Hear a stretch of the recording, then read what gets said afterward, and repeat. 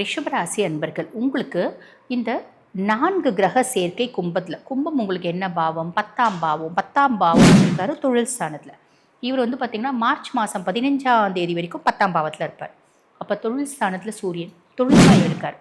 செவ்வாய் வந்து பார்த்திங்கன்னா தொழில் ஸ்தானத்தில். தொழில் ஸ்தானத்தை வேறு லெவலில் வந்து பார்த்திங்கன்னா நம்ம தொழில் செய்வோம்.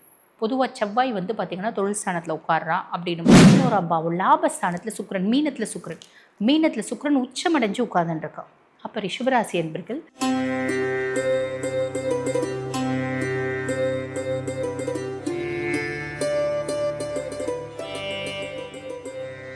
ஜோதிட யுகம் நேயர்களுக்கு வணக்கம். நான் டாக்டர் தீபா அருளாளன். இன்றைக்கி நம்ம என்ன டாபிக் பற்றி டிஸ்கஸ் பண்ண போகிறோம் அப்படின்னா, 4 கிரகங்கள் வந்து பார்த்திங்கன்னா ஒன்றா சேர்றாங்க. சதுர்கிரக சேர்க்கை அப்படின்னு சொல்லுவாங்க, சதுர்கிரக யோகம் அப்படின்னு சொல்லுவாங்க. இது என்ன வீட்டில் நடக்குது, அதாவது எந்த ராசியில் நடக்குது அப்படின்னா, கும்ப ராசியில் 4 கிரகங்கள் ஒன்றா சேர்றாங்க. அந்த 4 கிரகங்கள் யார் யார் அப்படின்னா, முதல்ல செவ்வாய் பகவான் மார்ச் மாதம் முழுசுமே இருக்கார். அதுக்கப்புறம் புதன் பகவான் மார்ச் மாதம் முழுசும் இருக்கார். சுக்கிர பகவான் வந்து பார்த்திங்கன்னா ஏறக்குறைய மார்ச் மாதம் முழுசுமே மீனத்தில் இருக்கார். ராகு பகவான் ஆல்ரெடி கும்பத்தில் இருக்கார். அதுக்கப்புறம் சூரிய பகவானை பற்றி சொல்லணும் அப்படின்னா, சூரிய பகவான் மார்ச் மாதம் 15ஆம் தேதி வரைக்கும் கும்பத்தில் இருக்கார். அதுக்கப்புறம் வந்து பார்த்திங்கன்னா மீனத்தில் போய்ட்டுறார். ஆக எந்தெந்த கிரகங்கள் என்னென்ன இடத்துல இருக்காங்க, எப்போ வரைக்கும் மார்ச் மாதம் முழுசுமே இருக்கிறது வந்து பார்த்திங்கன்னா மீதி 4 கிரகங்கள். சூரியன் மட்டும் வெளியே போகிறார் இல்லைங்களா. சுக்கிரன் வந்து நிரந்தரமாக வந்து பார்த்திங்கன்னா மீனத்தில் மார்ச் மாதம் முழுசுமே இருக்கார். அப்போ இந்த மார்ச் மாதம் உங்களுக்கு என்னென்ன மாதிரி, உங்கள் ராசிக்கு என்னென்ன மாதிரி நற்பலன்கள் வரப்போகுது அப்படின்னா, முக்கியமாக இந்த 4 கிரகங்களும் சுக்கிரனையும் வச்சு தான் நாங்கள் சொல்ல போகிறோம். என்னென்ன மாதிரி நற்பலன்கள் வரப்போகுது, ப்ளஸ்ஸும் இருக்குது மைனஸும் இருக்குது. ஒரு பாவத்தில் ஒரு கிரகம் உட்காடுறாங்க அப்படின்னா 90% ப்ளஸ்ஸு 10% மைனஸு, இல்லை 90% மைனஸு 10% ப்ளஸ் அப்படின்றது இருக்க தான் செய்யும். உங்கள் ராசிக்கு என்ன பலன் வரப்போகுது சட்டுன்னு பார்த்துடலாம் வாங்க. ரிஷபராசி அன்பர்கள் உங்களுக்கு இந்த 4 கிரக சேர்க்கை கும்பத்தில், கும்பம் உங்களுக்கு என்ன பாவம்? 10ஆம் பாவம். 10ஆம் பாவம் அப்படின்றது தொழில் ஸ்தானங்க. தொழில் ஸ்தானத்தில் ஒரு கிரகம் இருக்குது அப்படின்னாலே தொழிலில் ஒரு மாற்றம் அப்படின்றத ஏற்படுத்தும். இங்கே 4 கிரகம் இருக்குது. அதில் முக்கியமாக வந்து பார்த்திங்கன்னா முதல்ல ராகு பகவான் இருக்கார்.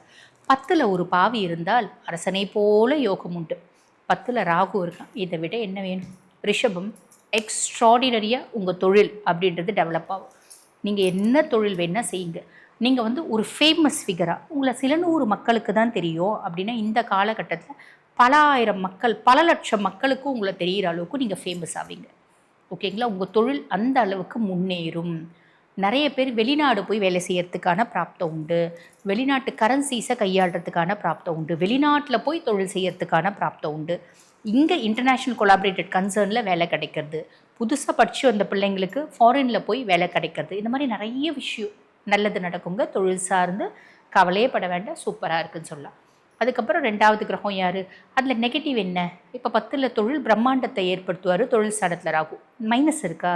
இருக்குது. நம்ம வந்து பாருங்கள், ரொம்ப 10 வருஷமாக 15 வருஷமாக அந்த ஃபீல்டில் இருப்பா இல்லைங்களா. நீங்கள் ஒரு டாக்டர்னு வச்சுக்கோங்களேன், அந்த ஃபீல்டில், இல்லை நீங்கள் ஒரு அஸ்ட்ராலஜர் அப்படின்னா அந்த ஃபீல்டில் 25 வருஷமாக இருக்கவங்களாம் இருப்பாங்க. நீங்கள் நேற்று வந்து இன்றைக்கி ஃபேமஸாக இருக்கீங்க அப்படின்னா 4 பேருக்கு உங்களை பிடிக்காது, ப்ரெஷர்ஸ் இருக்கும். அதெல்லாம் ஓவர் கம் பண்ணணும். பொதுவாக நம்ம வளரும் போது யாரும் அடடா வளரட்டும் சூப்பர்ப்பா அப்படின்னு கை கொட்டுறவங்க கம்மி. எப்படின்னா இவனை போட்டு தள்ளணும்ப்பா அப்படின்னு நினைக்கிறவங்க தான் ஜாஸ்தி. ஸோ ப்ளஸ்ஸும் உண்டு. மைனஸ் என்ன அப்படின்னா, இந்த மாதிரி மைனஸ் 4 பேர் நம்மளை கூர்ந்து கவனிப்பாங்க. நம்ம ரொம்ப ஆர்ப்பாட்டம் பண்ணக்கூடாது. அமைதியாக இருக்கோம் அப்படின்னா யாராலையும் நம்மளை ஒன்றும் பண்ண முடியாது. அதே மாதிரி ஹானஸ்டியை கையாளுறோம் அப்படின்னா ஒன்றுமே பண்ண முடியாது. ரொம்ப சிம்பிள், சரிங்களா. அதுக்கடுத்து சூரியன் இருக்கார் தொழில் ஸ்தானத்தில். இவர் வந்து பார்த்திங்கன்னா மார்ச் மாதம் 15ஆம் தேதி வரைக்கும் 10ஆம் பாவத்தில் இருப்பார். அப்போ தொழில் ஸ்தானத்தில் சூரியன். தொழில் செய்கிற இடத்துல என்னோடய ஆளுமை அதிகரிக்கும்.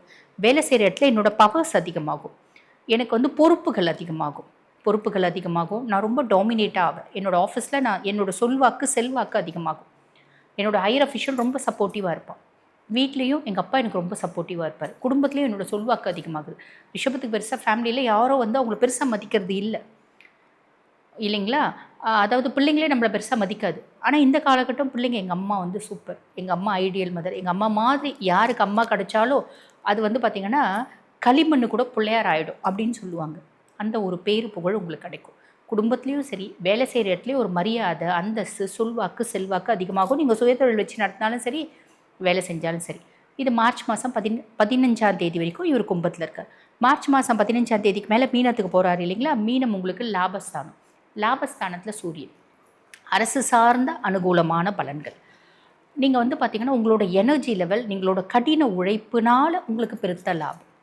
உங்கள் அப்பானோட அறிவுரையோ உங்கள் மாமனாரோட அறிவுரையோ நீங்கள் தொழிலில் ஏற்றுக்கினீங்க, அதனால் உங்களுக்கு பெருத்த லாபம். எய்தர் அப்பா இல்லை மாமனார்.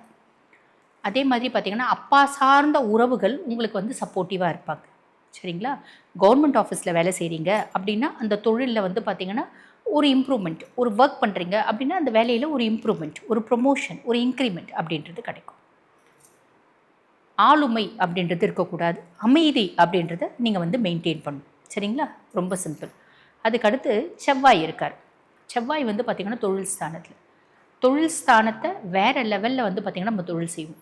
பொதுவாக செவ்வாய் வந்து பார்த்திங்கன்னா தொழில் ஸ்தானத்தில் உட்கார்றான் அப்படின்னும் போது நான் வந்து பக்காவாக வந்து பார்த்திங்கன்னா பிளான் பண்ணுவேன். அந்த பிளானை ப்ராப்பகேட் பண்ணுவேன், சக்ஸஸும் ஆவேன். அட் த சேம் டைம் நான் வந்து வேலை சார்ந்து ஒரு இடம் வாங்குவேன். என்னோட கன்சர்ன், நான் ஒரு சொந்த தொழில் வச்சு நடத்துகிறேன் அப்படின்னா ஒரு சூப்பர் மார்க்கெட் வச்சு நடத்துனேன். இவ்வளோ நேரம் வாடகை இருப்பேன், இப்போ சொந்தமாக இடம் வாங்குவேன். கொஞ்சம் லோன் போட்டு ஒரு இடம் வாங்குவேன். என்னோடய ஆஃபீஸை பெருசாக எஸ்டாப்ளிஷ் பண்ணுவேன். என்னோடய ஆஃபீஸை டெவலப் பண்ணுவேன். இதெல்லாம் ஓகே. வேலை செய்கிற இடத்துல கோவப்படுவேன். நான் என்னோடய ஸ்தாபனம் வச்சு நடத்துகிறேன் அப்படின்னா என்கிட்ட இருக்க அசிஸ்டன்ட் கிட்ட கோவப்படுவேன், ஒர்க்கர்ஸ் கிட்ட கோவப்படுவேன், டென்ஷன் ஆவேன், கத்துவேன். அதனால் சம் ப்ராப்ளம்ஸை சந்திக்கணும். ஒரு இடத்துல வேலை செய்கிறேன் அப்படின்னா எங்கள் கூட வேலை செய்கிறவங்க கிட்ட நான் இரிட்டேட் ஆவேன், டென்ஷன் ஆவேன், கிளார்க் கிட்ட, பியூன் கிட்டலாம் கத்துவேன். அதெல்லாம் கத்தக்கூடாது. கத்தலை அப்படின்னா வேலை செய்கிற இடத்துல உங்களுக்கு பிரச்சனையே கிடையாது. சுயஸ்தாபனம் வச்சு நடத்தாலும் அந்த சுயஸ்தாபனம் வச்சு நடத்துகிற இடத்துல பிரச்சனை கிடையாது. அந்த கோபத்தை கண்ட்ரோல் பண்ணிக்கணும். அதே மாதிரி பார்த்திங்கன்னா புதன் இருக்கான். புதுசாக நான் யோசிப்பேன். இந்த பிஸ்னஸை எப்படி நான் வந்து முன்னேற்றி கொண்டு போகிறது, வேறு மாதிரி யோசிப்பேன், புதுசாக யோசிப்பேன், சக்ஸஸும் ஆகும். இந்த விஷயத்தை புதன் கொடுப்போம். எல்லாமே சூப்பர் இல்லைங்களா. சின்ன சின்ன நெகட்டிவ் சொன்னேன், அந்த சின்ன சின்ன நெகட்டிவ் மட்டும் ஒதுக்கி வச்சுடுங்க. சரி. அதுக்கப்புறம் 11ஆம் பாவம் லாபஸ்தானத்தில் சுக்கிரன். மீனத்தில் சுக்கிரன் உச்சமடைஞ்சு உட்கார்ந்துருக்கான். அப்போ ரிஷபராசி என்பர்கள் நீங்கள் எந்த அளவுக்கு ஹார்ட் ஒர்க் பண்ணி எந்த அளவுக்கு உழைப்பில் வந்து கான்சன்ட்ரேஷன் பண்ணுறீங்களோ அந்த அளவுக்கு பெருத்த லாபம் அப்படின்றது வரும். காரணம் என்ன அப்படின்னா லாபஸ்தானத்தில் அதிர்ஷ்ட கிரகம் சுக்கிரன் போய் உட்கார்ந்துட்டுருக்கான். அப்படின்போது நான் யோசிச்சேன்ப்பா, எனக்கு ஒரு பொருள் நான் வியாபாரம் பண்ணுறேன், ஒரு 100 ரூபாய் லாபம் வந்தால் எனக்கு சூப்பர் அப்படின்னு நினச்சேன். 120 ரூபாய் லாபம் வரும். ரொம்ப ஹாப்பி. எனக்கு இந்த காசு நல்லா வருது, சந்தோஷம் கூடவே வருது, நிம்மதி கூடவே வருது, எல்லாமே கூடவே வருது அப்படின்னு சொல்லலாம். என்னோடய அக்கா அண்ணன்லாம் ரொம்ப சப்போர்ட்டிவாக இருக்காங்க. நான் வந்து ஒரு கன்சர்னில் வேலை செய்கிறேன். எனக்கு ப்ரொமோஷன் கிடைச்சதுக்கு என்னோடய ஹையர் அஃபிஷியல் லேடி அந்த அம்மா தான் காரணம். அவங்க ஒரு நல்ல தோழி. அவங்க என்னோட வந்து பெரியவங்களாக இருந்தாலும் சரி, ஈடாக இருந்தாலும் சரி, அவங்க ஒரு நல்ல தோழியாக இருக்காங்க, நல்ல சப்போர்ட்டிவாக இருக்காங்க அப்படின்றது. என் ஃப்ரெண்டு பொண்ணு, அந்த பொண்ணு எனக்கு ரொம்ப சப்போர்ட்டிவ். அந்த பொண்ணுனால் நான் இந்த விஷயத்தை வந்து செஞ்சேன். அந்த பொண்ணுக்கு தான் நான் தேங்க்ஸ் சொல்லணும். அதே மாதிரி என் ஃப்ரெண்ட்ஸ் 3 பேர் 4 பேர். நான் ஜென்னு தான். என் ஃப்ரெண்ட்ஸ் வந்து எல்லாருமே பொண்ணுங்க தான். நான் வந்து பொண்ணு தான், என் ஃப்ரெண்ட்ஸ் பொண்ணுங்க தான்.